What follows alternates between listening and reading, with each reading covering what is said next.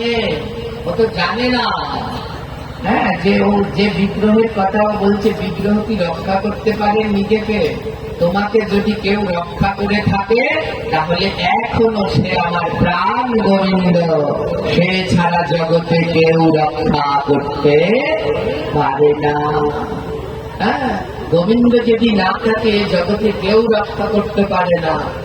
সে বলেছে, ওই মেয়েটা বলছে যে তোরা যে ঠাকুরের কাছে দিস, তোদের ঠাকুর খায় 100 বার খায়, যদি দেওয়ার মতো দিতে পারো তবে খাবে। সে যদি বলে আমি দেই, খায় না, তোর মতো অসভ্য পাপী চণ্ডালের হাতে কোন দুঃখে ভগবান খাবে? ভগবানের দায় লেগেছে। এইরকম অসভ্য, হ্যাঁ, বর্বর, এরা বর্বর ছাড়া আর কিছুই নয়। যারা নিজ ধর্ম ত্যাগ করে, ভগবান নিজেই বলছে তাদের মতো মহাপাপী আর জগৎ সংসারে নাই গীতায়। তাই আজ নিজ ধর্ম ত্যাগ করে আবার সেই ধর্মেরই অবমাননা করছে, এর মতো মহাপাষণ্ড আর হবে না। তাই প্রত্যেক মা এবং বাবাকে বলি, এইরকম কুলাঙ্গার সন্তান যেন কারো না হয়। আপনাদের সন্তানদেরকে আদর্শবান গড়ে তুলুন, আর এই গড়ে তোলার দায়িত্ব আপনাদের। তার জন্য সন্তানদেরকে ছোটবেলা থেকে গীতা অধ্যয়ন করান, আর সবার প্রথমে গলায় তুলসীর মালা পরিয়ে দিন। আর ছোট্টবেলা থেকে প্রত্যেকটা ছেলে মেয়ের গলায় তুলসী মালা থাকা দরকার। একটা মেয়ের গলায় যদি তুলসীর মালা থাকে, যখন স্কুল কলেজে যাবে, ওই অন্যরা প্রপোজ করতে আসবে গোলাপ ফুল নিয়ে, হাত কাঁপবে। কেন জানেন? ওই তুলসীর মালা দেখে। ওই প্রপোজ করতে আসলে অন্য ধর্মের ওগুলো, তখন ওই হাতটা কাঁপবে যে ওর গলায় তো তুলসীর মালা আছে, ও যেই সেই বাড়ির মেয়ে নয়, ও কৃষ্ণ ভক্ত বাড়ির মেয়ে, ওর দিকে হাত বাড়ানো যাবে না, ওর দিকে হাত বাড়ানো যাবে না। তাই সবার আগে গলায় তুলসীর মালা পরিয়ে দেবেন। ওই মালা মানে বেড়া। গাছে বেড়া দেওয়া থাকতে যেমন সেখান থেকে কেউ ফুল তুলতে পারে না, আপনার মেয়ের গলায় যদি তুলসীর মালা থাকে, অন্য ধর্মের লোকেরা এসে আপনার মেয়ের হাত ধরতে পারবে না।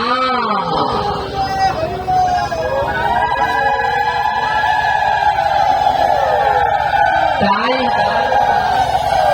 সবার আগে প্রত্যেক মা তুলসীর মালা করবেন, প্রত্যেক মেয়ে ছেলে সবাই করবেন। ওই মালাটা কিন্তু রক্ষা করবে। এই মালার যদি ক্ষমতা জানেন না, এই মালা যার সাথে আছে স্বয়ং ভগবান কৃষ্ণ তার সাথে আছেন। হ্যাঁ, শ্রীহরি তার সাথে আছেন, তার উপরে ওই অপশক্তিরা বধ করতে পারবে না। আর গলায় যদি তুলসীর মালা না থাকে, ও লাই পেয়ে ওরা টেনে টেনে এক একটা নিয়ে চলে যাবে। এই সাবধান, এগুলো হাসার কথা নয়। আজ হোক কাল হোক আপনার ঘরেরও একটা চলে যাবে। যেই দিন যাবে সেই দিন বুঝবেন কতটা যন্ত্রণা। তাই আমি বলি, সময় থাকতে সবার আগে হাও সচেতন, সময় থাকতে সবার আগে হাও সচেতন, সময় থাকতে সবার আগে হাও সচেতন, সময় থাকতে সবার আগে হাও সচেতন। গলায় গলায় তুলসীর মালা করো গো গ্রহণ, গলায় গলায় তুলসীর মালা করো গো গ্রহণ। তুলসীর মালা পড়তে লজ্জা করো না, তুলসীর মালা পড়তে লজ্জা করো না। মালা দেখলে বুঝবো আমার সনাতনের ভাব, দেখলে বুঝবো আমার সনাতনের ভাব। রাস্তা থেকে হেঁটে যাচ্ছি, আমার সনাতন ধর্মের ভাইয়েরা যাচ্ছে, বোনেরা যাচ্ছে, কি করে বুঝবো এ সনাতন ধর্মের? কি করে এক সনাতন ধর্মের বোনকে, ভাইকে, বাবাকে, মাকে আমি প্রণাম দেব? এই যে সনাতন ধর্মে কিভাবে আমি বুঝবো? বুঝার উপায় কি? গলায় তুলসীর মালা। ওই তুলসীর মালাটা যেই গলায় দেখবো, তখনই বুঝতে পারবো এ আমার সনাতন ধর্মের ভাই বোন। সঙ্গে সঙ্গে তার চরণে মাথাটা নত করে প্রণাম করতে পারবো। তাই সবাই তুলসীর মালা করবেন, সবার আগে মাতা পিতারা, আর প্রত্যেকটি সন্তানদের ছোটবেলা থেকে পড়াবেন। এই মালা পরার নিয়ম কবে? এই মালা পরার নিয়ম হচ্ছে অন্নপ্রাশনের দিন, যেদিনকে মুখে প্রসাদ দেয় সেই দিনকে মালা টাকা পরিয়ে দেয়, তো ওই দিন মালা করতে হয়, আর মরার 8 দিন পর্যন্ত করতে ভুলতে না। তো ওই মালাটা ধারণ করে রাখবেন। অনেকে বলে আমাদের মালা টালা লাগে না, লাগে। সনাতন ধর্মে তুলসীর মালা ছাড়া আর কোনো গতি নাই। আমাদের ধর্মে যত শুভ কাজ রয়েছে, এই যে যারা বিয়ে করেছেন, বিয়ের দিন মালা পরিয়েছে না পড়ায়নি বলেন তো? পরিয়েছিল, মালা টাকা পরিয়েছিল। যত শুভ কাজ করবেন ওই মালা টাকা পরে তারপরে করতে হবে। তো তুলসীর মালাটা পরবেন, গলার সাথে যেন লেগে থাকে, দেখতে পায়। ভয় কিসের? অনেকে লজ্জা পায়। যারা লজ্জা পায় তাদের করা উচিত না। কেন? তারা হচ্ছে সনাতন ধর্মের কি অপমান। সনাতন ধর্মে জন্মগ্রহণ করে এরা সনাতন ধর্মের মান ক্ষুণ্ণ করছে। কেন? তুলসীর মালা দেখিয়ে পড়তে হবে, কোন লজ্জা নেই। আমি সনাতন ধর্মে জন্মগ্রহণ করেছি, এটা আমার গৌরব, এটা আমার অহংকার। আমি সনাতনী, আমি ভগবান শ্রীকৃষ্ণের আদর্শে চলি। আমার শতজন্মের সৌভাগ্য যে আমি সনাতনের মতো সত্য পরম নীতিময় ধর্মে জন্মগ্রহণ করেছি, যেই জন্মে সর্বজীবের কথা ভাবা হয়, যেই জন্মে কোনো একার স্বার্থের জন্য নয়, যেই জন্ম কোন নিরীহ পশুদেরকে হত্যা করতে শেখায় না, যেই ধর্ম কোন মানুষকে আঘাত করতে শেখায় না, যেই ধর্ম অন্য ধর্মকে সংঘাত করতে শেখায় না, আমাদের সনাতন ধর্ম পরম শান্তি।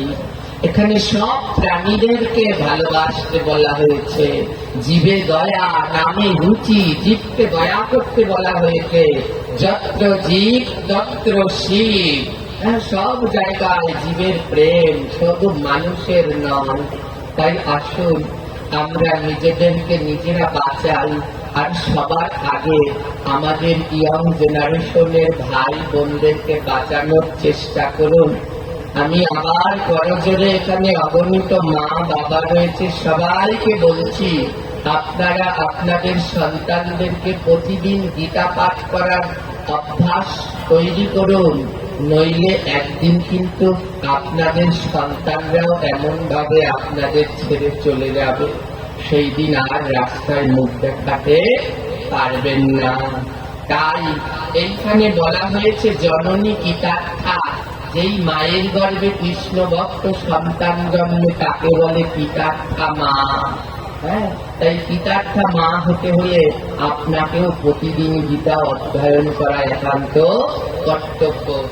মা, বড় গীতা যদি প্রতিদিন পড়তে না পারেন, এই যে ছোট গীতা, একে আমি সবসময় পড়ি, গীতা প্রেসের গোরক্ষপুরের গীতা। এর সুন্দর বড়গুলো আছে, ছোটগুলো আছে। বড়টা সবসময় পড়তে পারছেন না, সব জায়গায় নিয়ে যেতে পারছেন না, এই ছোট গীতা নিয়ে নেবেন। এগুলো খুব সুন্দর। এর একটা গীতা নিয়ে রাখবেন সবসময় সঙ্গে করে, এবং প্রতিদিন একটা শ্লোক হলেও পাঠ করবেন। আপনার জীবন ধন্য হবে, ভগবান আপনার সঙ্গে থাকবে। তাই সকালবেলা ঘুম থেকে উঠে চায়ের কাপটা না খুঁজে সবাইকে ঘুম থেকে উঠিয়ে একসাথে ঠাকুর ঘরে বসে দিনটা শুরু করুন। সবাই মিলে, মা, ছেলে, বউ, শাশুড়ি সবাই মিলে একসাথে ঠাকুর ঘরে বসুন। এই সংসার যদি করতে পারেন, এর নাম কৃষ্ণের সংসার। এই সংসারের নাম কৃষ্ণের সংসার। একটা দিন একটু ট্রাই করবেন, শুধু একটা দিন, তারপরে বলবেন বাবা, মা, ছেলে, মেয়ে, বউ, শাশুড়ি সবাই মিলে একসাথে সকালবেলায় ভগবানের নাম দিয়ে শুরু করবেন। ঠাকুর ঘরে গিয়ে বসে সবাই মিলে 5 মিনিট গীতা পড়ে তারপরে জীবনের সংসারের অন্য অন্য কাজ শুরু করবেন। সেই দিনটা কেমন গেল, আর যে দিনগুলো ভগবানের নাম দিয়ে শুরু করেননি সেই দিনগুলো কেমন গেল, আপনারা নিজেরাই একদিন বিবেচনা করে দেখবেন আমি সত্য বলছি না মিথ্যা বলছি। এই সবার চরণ ধরে আবারও বলতে চাই, গীতা পড়ো, গীতা পড়ো, গীতা পড়ো ভাই তোমরা, গীতা পড়ো, গীতা পড়ো, গীতা পড়ো। আরে গীতা বিনা এইভাবে আর গতি না, গীতা বিনা এইভাবে আর গতি না। গীতা পড়ো, গীতা পড়ো, গীতা পড়ো ভাই তোমরা, গীতা পড়ো, গীতা পড়ো, গীতা পড়ো ভাই।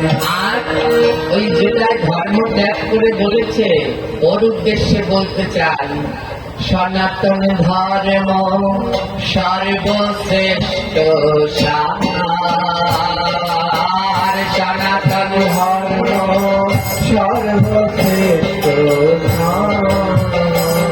এই সনাতন ধর্ম বিনা গতি আছে কি আর, সনাতন ধর্ম বিনা গতি আছে কি আর।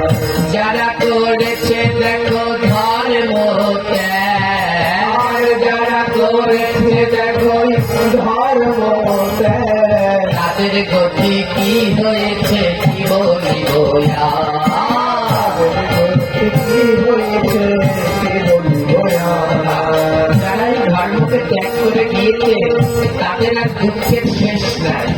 ছোট্ট উদাহরণ, আপনাদের সবার প্রিয় নায়িকা অপু বিশ্বাস সনাতন ধর্ম গ্রহণ করে নায়কের সাথে চলে গেছে। এবার নায়ক ছেড়ে দিয়েছে, দেখ কেমন লাগে, কি সুন্দরী নায়িকা। এবার বোঝ ধর্ম ত্যাগ করার কি যন্ত্রণা। আমি সত্য কথা বলতে কোনো ভয় পাই না। আর যাবি এখন বোঝ কেমন লাগে। ওই নিজের ধর্মকে এখন আবার সরস্বতী পুজো দিয়ে দুর্গা পুজোয় যায়, ওটা যে মন্দিরে যায় ওটা ঝাঁটা দিয়ে 2টা করে বাড়ি দেওয়া দরকার। হ্যাঁ, নিজের ধর্মকে যারা ত্যাগ করে যাবে তারা এমনই দুঃখ পাবে। এখন একুল অকুল 2 অকুল গেছে, এখন আর কোন গতি নাই। তাই এখানে অনেক বোন আছে, অনেক ভাই আছে, সবাইকে সাবধান করি, এই লাভ জিহাদের পাল্লায় করে তোমাদের জীবন তোমরা ধ্বংস করো না।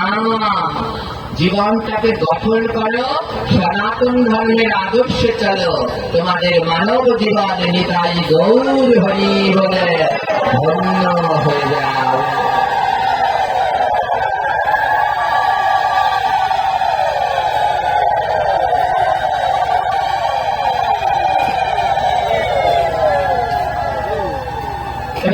শুনো, বিধি যে মানে না ব্যাধি তাকে ছাড়ে। হ্যাঁ, সবসময় আমাদের ধর্মের যে বিধিবিধান রয়েছে সেইগুলো আমাদের মেনে চলতে হবে। বিধি যে মানে না ব্যাধি তাকে ছাড়ে না, সবসময় বিধি মানতে হবে। কি বললাম, কোন সময় আমি বলে আগেও বলেছি, কোন সময় প্রদীপের ভিতরে সরিষার তেল দেবেন না, প্রদীপে সরিষার তেল দেয়া যাবে না। আমাদের শাস্ত্র অনুসারে এই সরিষার তেলকে অপবিত্র বলে গণ্য করা হয়েছে। কাঁচা সরিষার তেলকে কি বলা হয়েছে? অপবিত্র। আমার ওই বাড়িতে অনেক সময় দেখা যায় কি ভক্ত এসেছে, হ্যাঁ বৈষ্ণব এসেছে, তখন ওই চরণ জল করান না, আপনারা করান তো? তখন পায়ে কি মাখান? জয় বললেন, কে কে মাখিয়েছেন হাত তুলুন যে জীবনে একদিন হলেও ভক্তের চরণে সরিষার তেল মাখিয়েছে। এই কয়জন, আর কেউ মাখাননি? হায় ঠাকুর, কি হলো? সত্যি মাখাননি আপনারা? একজনেও না? কেমনটা লাগে? এই সরিষার তেল পায়ে মাথাতে নেই। যারা হাত তুলেছেন তারা মন দিয়ে শুনুন, কোন সময় কোন গুরু বৈষ্ণব গৃহে আসলে পায়ে সরিষার তেল মাথাতে নেই। এই বুড়া বুড়িরা সেই লাদাকাল থেকে ভুল করছে, আর আমাদেরও সেই একই শিক্ষা শিখাচ্ছে। হ্যাঁ, যখনই বাড়িতে কোনো গুরু বৈষ্ণব আসে আমাদের মায়েরা প্রণাম করতে যায়, তো প্রণাম করতে গেলে পরে পাশে দেখি কি কোনো বুড়া বুড়ি থাকে, বলে মাথার কাপড় উঠা, চুলগুলো খোল, তারপরে প্রণাম কর। বলে না বলে না? বলে আপনাদের এলাকায় আছে? এইগুলা হচ্ছে কি জানি না। তো এই বলে কেউকে প্রণাম করতে আসলে বলে চুল বাঁধা থাকলে বলছে চুল খোল, মাথায় কাপড় দেওয়া থাকলে বলে কাপড় সরা, তারপরে গুরু বৈষ্ণবকে প্রণাম কর।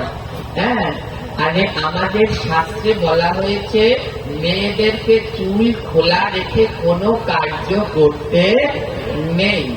কোনো কার্য নয়। ভগবানের এই যে ভাগবত শুনছেন, এও চুল খোলা রেখে শুনতে নেই, চুল বেঁধে তারপরে ভাগবত শুনতে হয় সব সময়। হ্যাঁ, কোনো এই বোনেরাও কোনো কেউ চুল খোলা রাখবে না, যাদের চুল খোলা বেঁধে নাও, শ্মশানে কোনো সময় খোলা চুল রাখতে নেই। সব কার্যে মায়েদেরকে চুল বেঁধে করতে বলা হয়েছে। এমনকি ঘুমানোর সময়ও কি বলছে? চুল বাঁধো। যে সময় প্রয়োজন, একা থাকবে বা ভালো লাগছে না, তখন অন্যরকম, কিন্তু ঘুমানোর সময়ও চুলে বেনি বেঁধে তারপরে বেঁধে ঘুমাতে বলা হয়েছে, ছেড়ে নিষেধ করা হয়েছে। জগতের একটা সতী নারী চুল ছেড়ে রেখে ঘুমিয়েছিল, জানেন তার নাম কি? বেহুলা। ওই যেদিন চুল ছেড়ে রেখে ঘুমিয়েছে সেই দিনই সাপে উঠে দিয়েছে কামড়, স্বামী শেষ। হ্যাঁ, এই সব সময় এই কতগুলো আছে এরকম বলে। চুল সবসময় বেঁধে রাখবেন। আর যে কোনো সাধুগুরু বৈষ্ণব আসলে তাকে প্রণাম করার সময় মাথার কাপড় সরাবেন না। মাথায় কাপড় না থাকলে কাপড় আরো দেবেন। হ্যাঁ, আর কি করে? সরিষার তেল মাখানো যাবে না। সরিষার তেল আমাদের শাস্ত্র অনুসারে অপবিত্র। আমরা সনাতন ধর্মরা স্নান করবার আগে সরিষার তেল মাখি না, স্নান করার পরে তেল মাখি গায়ে। জয় বলো। আরে বলে বলেন, পিছনের দিকে কি হয়েছে? শনি ঠাকুরে ধরেছে নাকি তোমাদের? কথা বলছো না কেন? বলো আগে মাখে না পরে? আগে। কেন আগে মাখে? হ্যাঁ, অন্য ধর্মেরা কি আগে মাখে না পরে মাখে? তারা মাখে পরে। হ্যাঁ, একদিন আমাদের পাশে একজন বলছে যে তোমরা কি বলো? তো বলছি কে বলো কেন? বলে স্নান করার আগে তেল মেখে স্নান করো, তেলগুলো তো জলে ধুয়ে যাবে, তো মাইকে লাভ। ওরা তো জানে না এই সরিষার তেল আগেই মাখতে হয়, গায়ে মাখলে স্নান করবার আগে। এর বিজ্ঞানিক ব্যাখ্যাও রয়েছে, বৈজ্ঞানিক ব্যাখ্যাও আছে, আবার ধর্মের দিক থেকেও ব্যাখ্যা আছে। এই সরিষার তেল হচ্ছে অপবিত্র। হ্যাঁ, স্নান করবার আগে মাখতে হয়। সরিষার তেল একটা ঔষধি।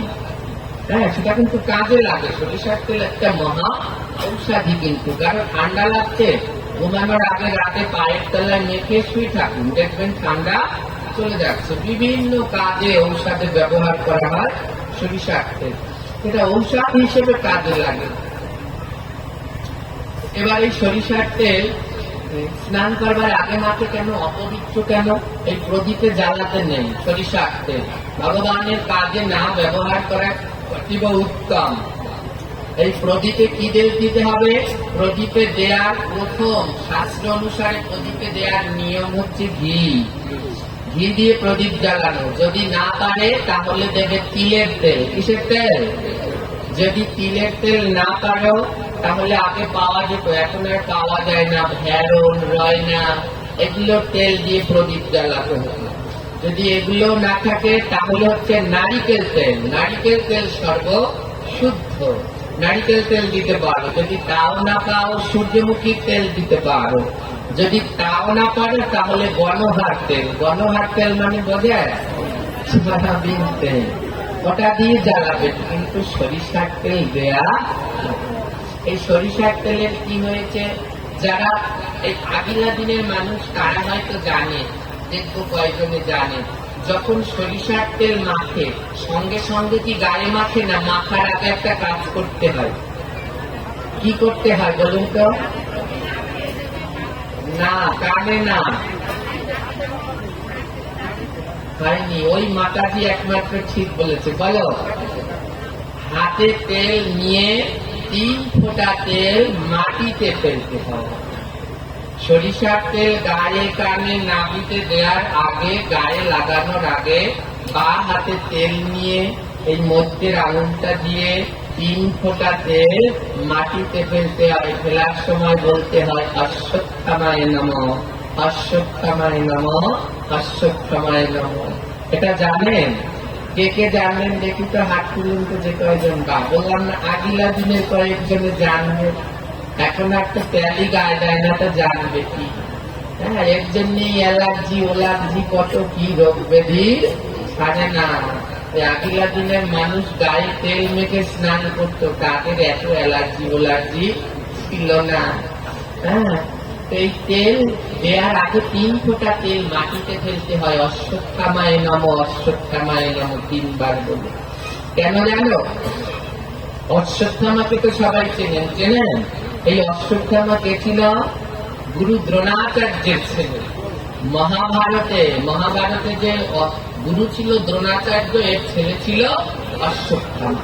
তো অশ্বত্থামা যখন ছোট, তখন অশ্বত্থামার মা মারা যায়। তো মারা যাওয়ার পরে কি হলো, অশ্বত্থামা মা মারা গেছে, তো বাচ্চা তো কাঁদবেই, আর দুগ্ধ দেওয়ার তো কেউ নেই। তো গুরু দ্রোণাচার্য তিনি হচ্ছেন ঋষি, মুনি মানুষ, ধ্যান তপস্যা করে। ওই লেদা গাদা কোন সময় সে পালবে? তো ওই ছোট্ট বাচ্চা, হ্যাঁ, অশ্বত্থামাও খুব কাঁদছে, মানে ওর ঠিক মতো খাওয়া হচ্ছে না, কেউ যত্ন নিচ্ছে না, তার জন্য অশ্বত্থামা খুব কাঁদছে। তো পাশের সব মুনি ঋষিরা দ্রোণাচার্যকে বলছে, দ্রোণাচার্য তোমার ছেলে যদি এরকম কাঁদতে থাকে ও তো মরেই যাবে। তখন দ্রোণাচার্য কি করবে? যদি ছেলেকে পালতে যায় তাহলে তো আর তার ধ্যান তপস্যা করা হবে না। তখন দ্রোণাচার্য কি করলো, স্বর্গে একটা মণি আছে, বৈজয়ন্তী মণি। এই বৈজয়ন্তী মণি যার সাথে থাকে সে কোনো সময় মরে না। এই বৈজয়ন্তী মণি যার সাথে থাকে সে কোনো সময় মরে না। তখন দ্রোণাচার্য কি করলো, স্বর্গে গিয়ে ইন্দ্রের সাথে যুদ্ধ করে সেই বৈজয়ন্তী মণি ইন্দ্রের কাছ থেকে কেড়ে আনল। সেই বৈজয়ন্তী মণি এনে ওই গুরু দ্রোণাচার্য তার ছেলে অশ্বত্থামার কপালে লাগিয়ে দিয়েছে। এমন ভাবে কপালে লাগিয়েছে যে ওই মণি কোনদিন আর কেউ উঠাতে পারবে না। গুরু দ্রোণাচার্য বলে, এখন যত পার কার আর যত পার না খেয়ে থাক, তুই আর কোনদিন মরবি, তোর কপালে এই আমি এই বৈজয়ন্তী মণি লাগিয়ে দিলাম, তোর আর কোনদিন মৃত্যু হবে না। আপনারা জানেন এই অশ্বত্থামা এখনো মরেনি, জানেন? নেটে ইউটিউবে মাঝে মাঝে দেখা যায় বিভিন্ন দক্ষিণ ভারতের মন্দিরে, হ্যাঁ, বৃদ্ধ রোগে আক্রান্ত অশ্বত্থামাকে। জগতে কয়েকজন চিরঞ্জীব আছে যারা মরেনি, জন্মেছে আর মরেনি। তার ভিতরে একজন হচ্ছে এই অশ্বত্থামা। বিভীষণ, হনুমান এরা মরেনি, হ্যাঁ, রাজা জনক এরা এখনো চিরঞ্জীব রয়েছে, জীবিত এখনো আছে। তো এই অশ্বত্থামাও মরেনি, কিন্তু সবাই পূর্ণ করে বেঁচে আছে, অশ্বত্থামা পাপ করে বেঁচে আছে। এই অশ্বত্থামা এখনো বেঁচে আছে। তো এই অশ্বত্থামার কপালে মণি লাগিয়ে দিয়েছে, ও আর মরবে না। এদিকে কি হলো, কুরুক্ষেত্রে যুদ্ধের সময়, হ্যাঁ, ওই অশ্বত্থামার বন্ধু দুর্যোধন, ওর তো ভীম দুটো হাঁটু ছিঁড়ে ফেলেছে। তা হাঁটু দুটো যেই ছিঁড়ে ফেলেছে, তো ভীমের খুব যন্ত্রণা হচ্ছে। অশ্বত্থামা বলছে, বন্ধু তুমি আমার কাছে কি চাও বলো? দুর্যোধন বলছে, শোনো, ওই পঞ্চ পাণ্ডবের মাথা কেটে এনে দাও। তখন অশ্বত্থামা পঞ্চ পাণ্ডবদের মাথা কেটে আনতে গেছে। পঞ্চ পাণ্ডবের ছিল 5টা ছেলে। পঞ্চ পাণ্ডবের 5 ছেলে দেখতে পঞ্চ পাণ্ডবের মতন। রাতের অন্ধকারে দুষ্টু অশ্বত্থামা পঞ্চ পাণ্ডবের মাথা না কেটে পঞ্চ পাণ্ডবের 5 ছেলের মাথা কেটে নিয়ে আসে, আর এনে দুর্যোধনকে দেয়। দুর্যোধন হায় হায় করতে লাগলো, এ কি করলে? তো পঞ্চ পাণ্ডব না, এ তো পঞ্চ পাণ্ডবের 5 ছেলে। এইদিকে একেবারে পুরু বংশ ধ্বংসের পথে। ওই 5 ছেলে ছিল বংশের বাতি, তাদের মাথাও কেটে ফেলছে। তখন অর্জুন কি করেছে? ব্রহ্ম অস্ত্র নিক্ষেপ করেছে অশ্বত্থামার। তো অশ্বত্থামা তো মরবে না, কারণ তার মাথায় কি আছে? ওই মণি, তার জন্য সে মরবে না। আর ব্রহ্ম অস্ত্র সেও ফেরবে না। তখন কি করলো, ব্রহ্মাস্ত্রকে বলেছে অর্জুন যাও অশ্বত্থামার মস্তক ছেদন করো। কিন্তু ছেদন করে লাভ কি, ওটা তো আর মরবে না। তখন ওই ব্রহ্মাস্ত্র কি করেছে, অশ্বত্থামার মাথার মগজ, এই যে চারাটা আছে, ওই চারাটাকে উড়িয়ে নিয়ে গেছে, আর মাথার গিলু মগজগুলো সব বেরিয়ে গেছে। হ্যাঁ, তখন অশ্বত্থামা নিজের ভুল বুঝতে পেরে ভগবানের কাছে ক্ষমা চেয়েছে। আর যন্ত্রণা, চিন্তা করেছেন মাথার চারা যদি উঠে যায় আর মগজগুলো যদি বেরিয়ে যায়, কি যন্ত্রণা না। তখন ভগবানের কাছে ক্ষমা চেয়েছে, প্রভু ক্ষমা করো, আর আমার এই যন্ত্রণা লাঘব থেকে মুক্তির উপায় বলে দাও। ভগবান কৃষ্ণ বললেন, তুমি যে পাপ করেছো তোমার এই পাপের কোনো ক্ষমা হবে না, তোমার এই পাপের কোনো ক্ষমা হবে না। কিন্তু তুমি জগতের কাছে সাহায্য চাইতে পারো, কেউ যদি তোমায় সাহায্য করে তবে করতে পারে। অশ্বত্থামা তখন হাত উঁচু করে জগতের কাছে সাহায্য চাইছে, কেউ আমার সাহায্য করো। তখন পরম ঔষধি এই সরিষা, এই সরিষার তেল সে বলছে আমি করব। তখন ভগবান শ্রীকৃষ্ণ বলল, যাও আজ থেকে এই জগতের মানুষ যখন সরিষার তেল গায়ে মাখবে, ওই সরিষার তেল গায়ে মাখার আগে ওই বাম হাতে নিয়ে ডান হাত দিয়ে 3 ফোঁটা তেল মাটিতে ফেলবে, অশ্বত্থামায় নমঃ অশ্বত্থামায় নমঃ বলে। এই 3 ফোঁটা তেল পাবে অশ্বত্থামা তোমার মাথায়, তোমার মাথায় দিয়ে পড়বে। ওই যে যন্ত্রণা, ওই সরিষার তেল লাগলে পরে তোমার যন্ত্রণাটা একটু কমবে। আর কেউ যদি এই 3 ফোঁটা তেল মাটিতে না ফেলে নিজের গায়ে মাখে, তাহলে অশ্বত্থামার যন্ত্রণা তার গায়ের ভিতরে প্রবেশ করবে। আর তখন থেকে সরিষার তেল হয়ে গেল, অশ্বত্থামা ওই পাপিটার সেবায় লেগেছে। তাই কাঁচা সরিষার তেল হয়ে গেল অপবিত্র। তাই কাঁচা সরিষার তেল ভগবানের ভোগে ব্যবহার করা নিষেধ। ভগবানের ভোগে ব্যবহার করা নিষেধ, এবং অন্যান্য ক্ষেত্রেও নিষেধাজ্ঞা রয়েছে। ওই যে সরিষা দিয়ে কি ছাড়ানো হয়, ভোগ ছাড়ানো হয়। আর অনেক ক্ষেত্রে তাই সরিষার তেল এবং কাঁচা অবস্থায় তো ভগবানের সেবায় দেয়াই যাবে না, গরম করে দেয়া যাবে। আবার সরিষার তেল, সরিষার তেল যদি এমনি সময় খায়, শ্রাবণ ভাদ্র আশ্বিন কার্তিক এই 4 মাস অনেকগুলো জিনিস খাওয়া নিষেধ। মনে রাখবেন, শ্রাবণ ভাদ্র আশ্বিন কার্তিক এই 4 মাস অনেকগুলো জিনিস খাওয়া নিষেধ। তার ভিতরে কি কি, লাউ, সিম, পটল, বরবটি, বেগুন, পুঁই, মাসকালাই, সরিষা। এই 4 মাস কিন্তু সরিষাও খাওয়া যায় না, সরিষার তেলও খাওয়া যায় না। আর প্রদীপে মোটেই সরিষার তেল জ্বালানো যায় না। তাই খুব সাবধান, আর কোন সময় সরিষার তেল প্রদীপে দেবেন না। আর যখনই সরিষার তেল গায়ে দেবেন তার আগে কয় ফোঁটা ফেলতে হবে, যারা বলো, আর কি বলতে হবে মুখে, অশ্বত্থামায় নমঃ। আর সরিষার তেল গায়ে দিয়ে ভগবানের সেবার কাজ করা যায় না। সরিষার তেল গায়ে মাখলে স্নান করে এসে তারপর ভগবানের কাজ করা যাবে। তো যদি সরিষার তেল যে ধরেছ, তাহলে এখন তার ঠাকুরেরটা করতে হলে কি করা লাগবে, স্নান করতে হবে। এর জন্য রাত্রবেলায় পায়ের নিচে সরিষার তেল কোন সময় দেয়, রাত্রবেলায় দিয়ে ঘুমায়, ঠান্ডা লাগলে পরে সকালে স্নান করে তারা ভগবানের কাজে অংশগ্রহণ করে। তাই সবাই সাবধান, বিধি যে মানে না ব্যাধি তাকে ছাড়ে না। তাই সরিষার তেল দেয়া যাবে। আপনারা গঙ্গাকে তেল সিঁদুর দেন, জলে বলেন দেন কিনা, কি তেল দেন? আপনারা মায়েরা মাথায় কি তেল দেন? ওরে বাপু, আপনারা সরিষার তেল দিতে পারেন না মাথায়, তাহলে মা গঙ্গাকে দেন।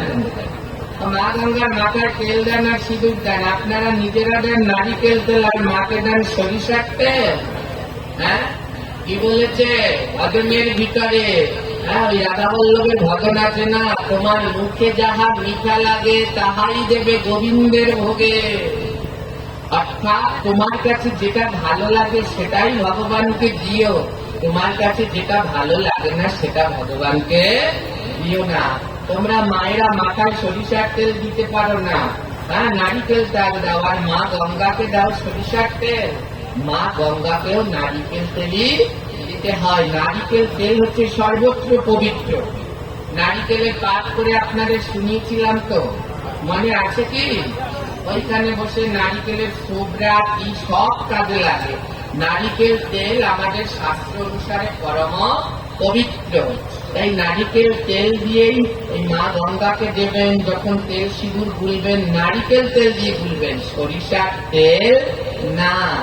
এই যে আমরা বিধি বিধানগুলো মানি না, তার জন্য আমাদের রোগ ব্যাধিও ছাড়ে না। একবার প্রেম সে বলুন রাধে রাধে।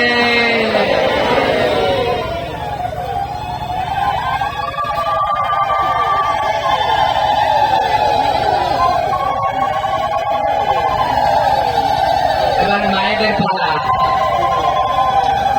উলুধ্বনি মোটে করতে চায় না। এবার তোমাদের পালা। আমার উলুধ্বনি পাঠ করে আপনাদের একবার শুনিয়েছিলাম, মনে আছে কি? যারা উলুধ্বনি না করে এরা পরের জন্মে কি হয়? জোরে বলে, লজ্জা পাওয়ার কি আছে? ব্যাং